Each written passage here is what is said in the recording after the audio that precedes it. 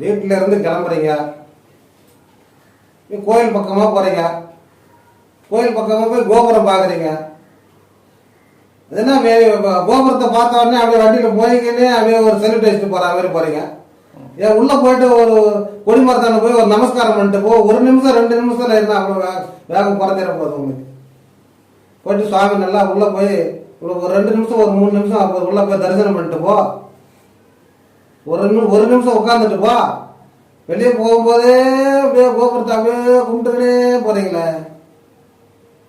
கர்ம விநாயகர் சிவன் கோயிலுக்கு வந்து ஒரு நிமிஷமாவது உட்காந்துட்டு தான் வெளியே போகணும். பெருமாள் கோயிலாவது கும்பிட்டு கூட ஓடிடலாம். சிவன் கோயிலில் வந்து உட்காந்து 1 நிமிஷம் கும்பிட்டு தான் போகணும். கும்பிடாத அப்படியே ஓடாதீங்க, கர்ம வினையை சேர்க்காதீங்க. நல்லா உள்ள போய் கொடிமரத்தான சுவாமி கும்பிட்டு போங்க.